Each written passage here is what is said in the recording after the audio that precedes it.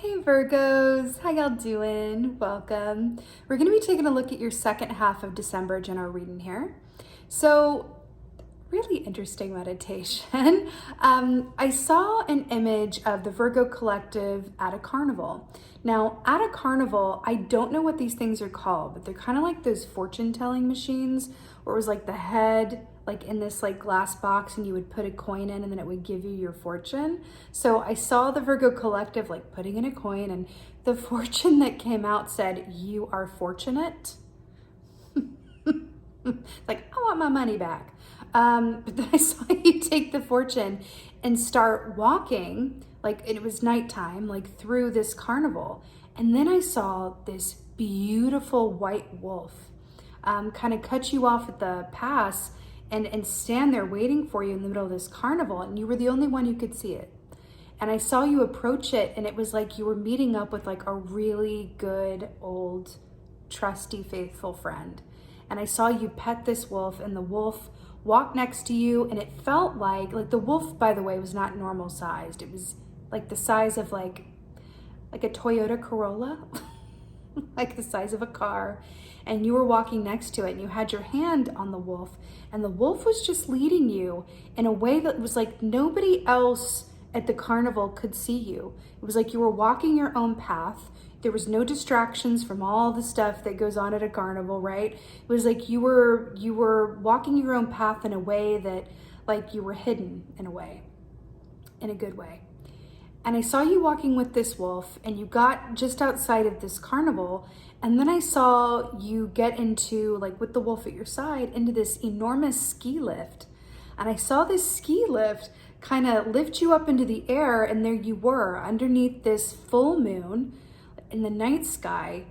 And I just saw you like turn to this wolf and just, there was this really deep sense of I'm exactly where I'm meant to be. And I am no longer affected by the things that have been weighing me down or hidden from me or affecting me from like a fear-based or even a subconscious place.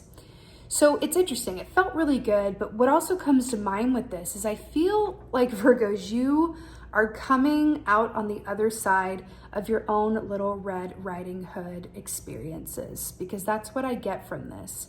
You know, it's interesting because if we think about the lessons within the tale of Red Riding Hood, a lot of people say, well, it's about like, you know, being careful of who you trust and, you know, but always listening to your elders and, you know, everything that can go wrong when you don't, right? What I take from it though, like in this context, as it relates to your personal story, right? There's a certain sense of like you in the position of Little Red Riding Hood, you know, getting to this place where you, like in that story, it's the huntsman who, you know, cuts them out of the, you know, the wolf's stomach, right? But I'm getting for you that you are your own savior. You are your own hunts person, like freeing yourself from this aspect of entrapment or sort of like limited thinking or limited perspective. And it's like you are being gifted with this power of, I save myself. I am my own hero. I tell my story and I dictate, you know, how it goes. So it's really interesting. It's like you're becoming the author of your story as opposed to just being a participant in it, which is really fascinating because I feel like there's an aspect of coming into your own power, but specifically it feels like, because wolf energy is counter to Virgo energy in one marked way. Virgos, you guys have a tendency to be very analytical, which is a superpower of Virgos, right? If you have a problem to solve, you go want a Virgo to help you out with that. If you need to plan something or get something just right, Virgo energy all day, every day. But how that can work against you, because everything has a shadow side, is that it can mean that you exist so much in your own head that you are operating within your own perceived, keyword being perceived, limitations. And you can be disconnected from your instinct when we live too much in our heads, right? I'm an air sign, so I can speak about that all day. So it feels like being so much in your head and maybe experiencing a disconnect from your instinct, right? Which is that aspect of like, just go for it, just do it, tap into your intuition and do what you know to be right for you. It feels like you are welcoming that energy in with that wolf there to guide you, and you're up in the ski lift. Suddenly you have a big perspective, you can see everything below. And so it's like you're stepping into a place of empowerment where you are truly realizing how fortunate you really are, and that you're going to have a lot to be, grateful for, and good fortune coming, that it really aligns you with this energy of, it feels like the Hierophant Taurus energy, where you're coming into a place where you're like, I'm exactly where I'm meant to be, and I no longer need to be in any kind of analysis paralysis, overthinking within my own mind. I'm connected to my knowing and my instinct, and I can simply feel what is best for me without overthinking it. And what's going to come as a result of doing so is manifestation that is a result of inspired action. So you're going to be manifesting as a result of inspired action that you're going to be called to take, right? It's a beautiful thing, and it feels like your own personal evolution story as it relates to this like little Red Riding Hood. But it's like, instead of the wolf being villainized and like an enemy that's coming to harm you, which is your own instinct coming to harm you, think about that. If the wolf is like your instinct coming to harm you, and then you're going like, no, I'm not safe unless I'm within my own head, I can't trust my instincts. This is a complete reversal of that. And going, no, I can trust my instincts. They're here to help and inform me, and it's going to allow me to take action, divinely inspired action, which feels really good and feels like it's connecting you into your purpose. And I feel like the wolf is your totem for 2023. That doesn't always come up just like that, but that's what I feel for you, and it feels really good and really powerful. So with that being said, let's go ahead and see what your cards say. Hey Virgos, let's go ahead and see what your animal energy is for the second half of December. Another thing I wanted to mention is that wolf energy I associate with Capricorn energy because the wolf moon happens within the month of January. So that could be a little extra call to the month of January for you as well, something to look forward to. Okay. Let's see what's going on, Virgos, for the second half of... Oh, it's so good. Let's talk about this. So you have Scorpion here for the second half of December. So let's talk. First of all, this is fire energy. We're feeling that Wands energy for you, but this is also, it's Scorpio energy. So we've got some water here as well. So let's talk about this. So Scorpion energy is an interesting one because on the light side of Scorpion energy, it speaks of being connected to your primal self, right? But on the shadow side of Scorpion energy, it can speak of, not setting healthy boundaries for yourself and with other people, right? And as a result, getting incredibly agitated and fed up to your limit where you just can't take it anymore, and the stinger starts to get activated. So for me personally, when I can feel the Scorpion come up within me or within my clients, when it comes up in a reading, this is always a cue to retreat and take some time on your own to recharge yourself because you're feeling overextended and that are triggered by maybe giving more than you're getting. And it's time to go be in your own energy so that if that stinger stings anybody, it's going to sting you and you're okay with that versus stinging someone else around you, right? Because this can be a very, very intense energy coming through here. But I've got to tell you, for you, in conjunction with your meditation, I feel like this is an aspect of your emotions meeting up with your instinct with the fire and the water here.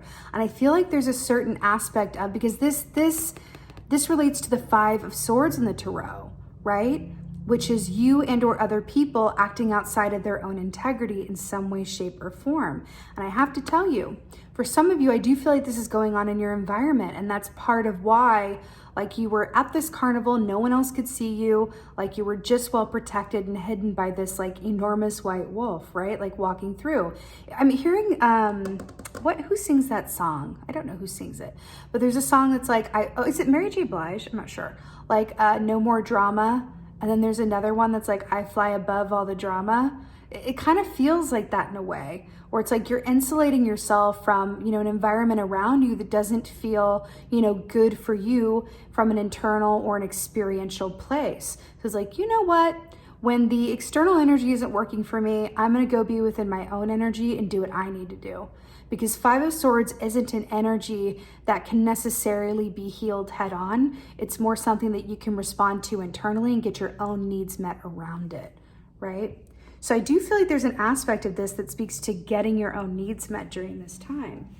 And it's also about being open and in tune with what your needs are, right? How are you doing on the self-care? How are you doing on the self-care? And then we have the Ten of Wands. Interesting. So more fire energy here, right? So with the Ten of Wands, this speaks of carrying a heavy burden. This speaks of being at the end of a given cycle and not being able to move on from it until you are ready to release one or some or all of these wands so that you have two free hands to pick up your Ace of Wands and start a brand new cycle that is a fresh start for you, right? It's interesting with this snail energy here too, which is very much about, protective measures that you take in order to, feel good within your own experience. So this could be an aspect of this because that's what the shell represents, a safe space that you can retreat to, right? And then we have the Scorpion energy here as well. But this is really about you may be well in need of a break or some time off, which considering the time of year that it is makes a lot of sense, right? So the thing is, when you're feeling the burden of the Ten of Wands, whether this is translating to exhaustion or just a little bit of, or a lot of irritability, or just feeling like, oh my God, I feel really weighed down. I can't see the forest through the trees. Then this is a really, really, really good indication of you being able to take some time during the second half of December to really accrue your own energy up and protect it and do some self-care so that when the new year comes, you are well rested, you filled up your own cup again, you are recharged, and you're gonna have your hands free to go out and start this new cycle that's coming up for you that we channeled, previously. So this makes a lot of sense coming in here. Whenever Ten of Wands is going on for an extended period of time, this could be doing work and not getting compensated. This could be doing too much work and needing help from other people but not getting it. This could be just putting too much on your plate and needing to just take some off of it. You could also be taking on other people's burdens or issues as your own.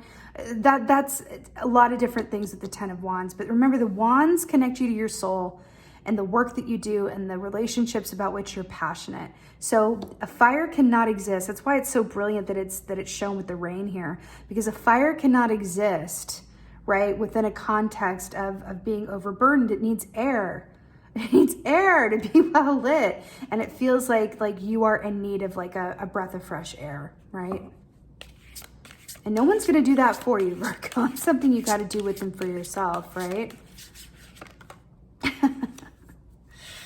So Nine of Swords. So traditionally speaking, this speaks of a lack of sleep, anxiety-prone dreams or nightmares, dream time messages, right? This is that aspect of I am really not able to recharge or really access my subconscious in a way where I wake up with a clean slate, because that is part of the point of dreaming, or part of the gift of dreaming is, we dream and it allows our subconscious to work through a lot of the stuff, of the day or what's going on. It's kind of like a way to bring those anxieties into the light when we're in a state of receptivity, when we're sleeping, so that we can work through them and they don't affect us negatively, right? So I feel like there's a certain aspect going on within this where there's a part of you, because look at this is intense. We've got Ten of Wands, we've got Five of Swords with the Scorpion energy here. Then we've got the Nine of Swords, which speaks of not getting all of the rest and rejuvenation that you need. And I'm really drawn to the fact, I forget what this bird is called. It has a funny name. But I feel like this bird is looking over to this Ten of Wands. Ten of Wands can also denote moving homes as well, like making a physical move or needing to make a physical move or make a big shift in some way. So there could be some anxiety or lack of sleep that is affecting your decision-making skills or how you feel or view things, right? It's amazing how our perspective can shift when we engage in some self-care and take some time on our own to recharge, right? See what else is going on. Woo! Yep. Wow. So we got Five of Wands here, Virgo. So more wands.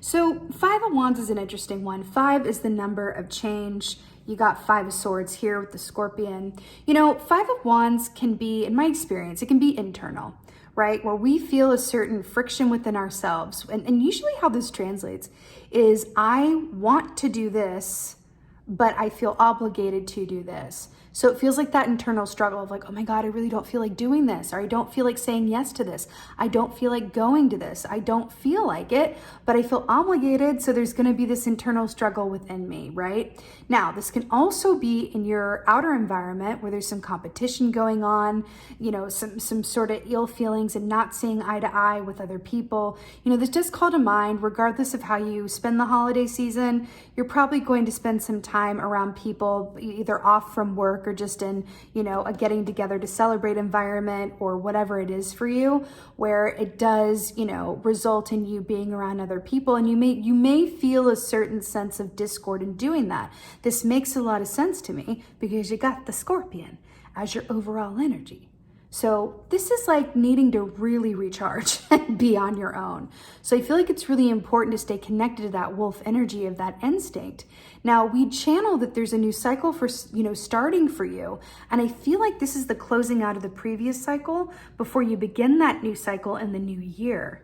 And I feel like there's a part of this that's saying like you are going to wish that you had taken the time to recharge yourself, to not allow yourself to be obligated to anything that you don't need to be. And remember that if saying yes to someone or something is saying no to yourself, then that ain't it, right? Say yes to yourself first. And if that means saying no to someone else or something else, then it's for the highest and best good, and you'll be glad that you did. No regrets, right? We regret things that we feel obligated around. Right? We don't tend to regret things that are coming from a place of pure need and instinct. So what's interesting about this with your meditation, with the little Red Riding Hood and the wolf and being in your own power and being your own hero and freeing yourself from the confines of like this wolf's stomach, as it were, which is moving away from the mind and the analytical aspects. And then we have the darker side of the mind with the 5 of Swords here, the darker side of the mind with the 9 of Swords as well. And then kind of the burden of this expression of Wands with the 10 and the 5. I feel like there's an aspect of this that the wolf is going, the wolf never feels obligated. We'll anthropomorphize a little bit with this wolf. They never feel obligated. They are simply just connected to their instinct. So they're pretty high up on the food chain, right? Right? They're carnivores, they're predators. So there's an aspect of them that says like, I really do as I like to do. Like I do as I like to do. I'm connected to my instinct.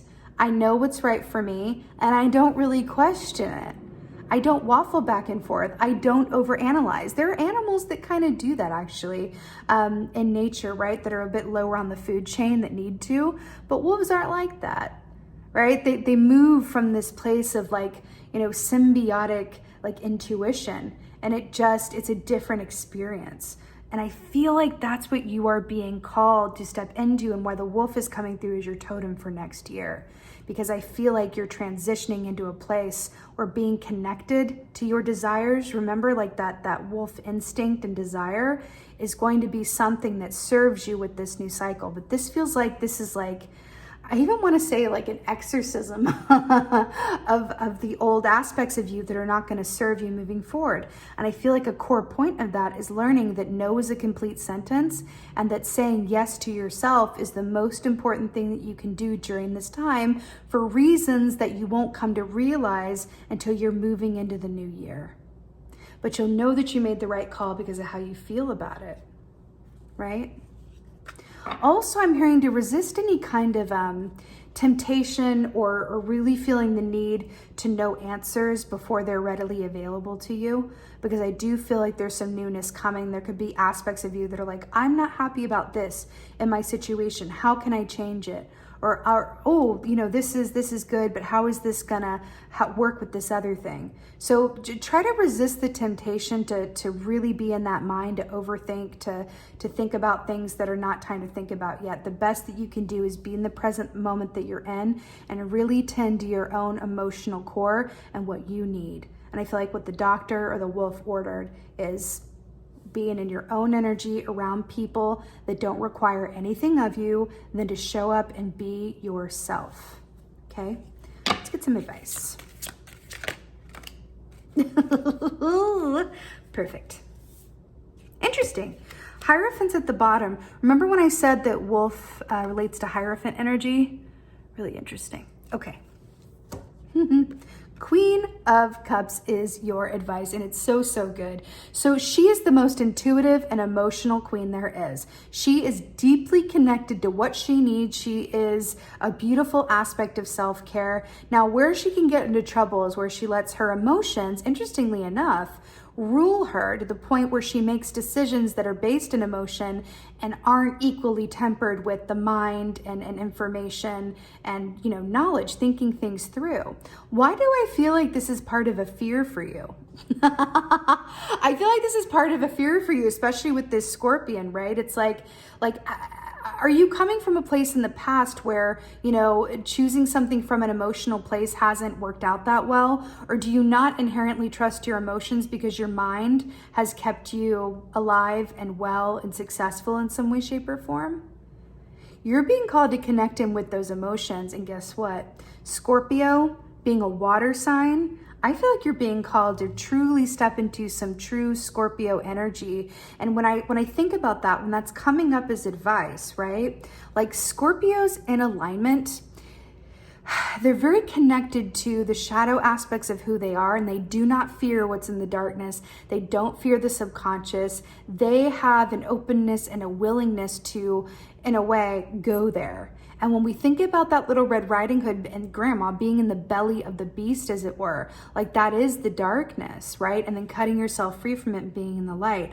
I'm getting that with the Nine of Swords as well. And we're talking about lack of sleep or nightmares, carrying the burden with the Ten of Wands, and then the conflict and inner source of tension with the Five of Wands. And then we have this well full of water, right? That this honey badger is not even looking at, but that is the best path forward. Instead of fighting these wands, his best bet is to go over to the well and be near the water, right? So it's interesting. I do feel like you're being called to really tap into those emotional, intuitive parts of you and allow them to heal you, nurture you, and inform these aspects of yourself that are coming up for nurturing and healing, right? But I'm really hearing to allow yourself to recharge and stay as far away from obligation during this time as humanly possible, because it's not going to serve you. It's like you're being called to ready yourself and recharge, that you have all of the energy that you need to go into this new cycle with. So why not, right? There's not going to be a better time to do it. We're looking at the last 2 weeks of the year. If not now, when? You know what I mean? So I feel like this is a really, really beautiful piece of advice for you. By the way, if you're not familiar with maybe how to do this, this is really going to be different for everyone, but mostly anything that gives you emotional happiness and emotional, you know, freedom and makes you feel at ease, that's the ticket. Okay, all within a constructive lens, of course, all within temperance and balance, but that's the key for you during this time. It feels really, really good. Let's go ahead and get an oracle. Feeling like this one. Oracle for Virgo. You know, I'll say too, because I saw that full moon in the meditation. I'm a Scorpio moon, and so I feel like that's coming up for you a bit as well. And this kind of energy, if you choose to work with it, it has this, you know, amazing upside of really being connected to who you truly are, like your primal self, like the wolf, like primal instinctual self, outside of all of the obligation, outside of the stories that you know, were raised with that aren't necessarily true for you. It's really about connecting to who you are at your core. And that can be a really beautiful feeling. It's kind of like an intimacy of self that is achieved when you work with this Scorpion energy. And that's a beautiful thing, because if you know yourself, if you truly know yourself, you're willing to look at even the darkest parts of yourself and everything that's there along with the light, right? Can you imagine all of the good that's going to come from you really taking the time to interact with yourself in that sort of intimate way? I think that's a beautiful aspect of linking you up so that you are connected with your instinct, which means you're not going to doubt yourself. You're not going to doubt your ability. You're not going to doubt your path. You're going to be able to move forward in full confidence of where you're going, even though you may not know what it's going to look like as you're getting there and once you get there, right? You don't need to know. It's a really beautiful thing. Really beautiful thing.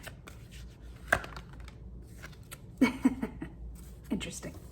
So your oracle is the word Lord, communication, praise, dishonesty. So this speaks about the power of words and communication, but this on one hand is how we speak to and for ourselves, how thoughts are things. And it's a really good thing to observe, like the ways in which we speak to ourselves. Sometimes like I'll catch myself like really being a parent and being in my parent self and like, oh, don't do this. You know, you should do this.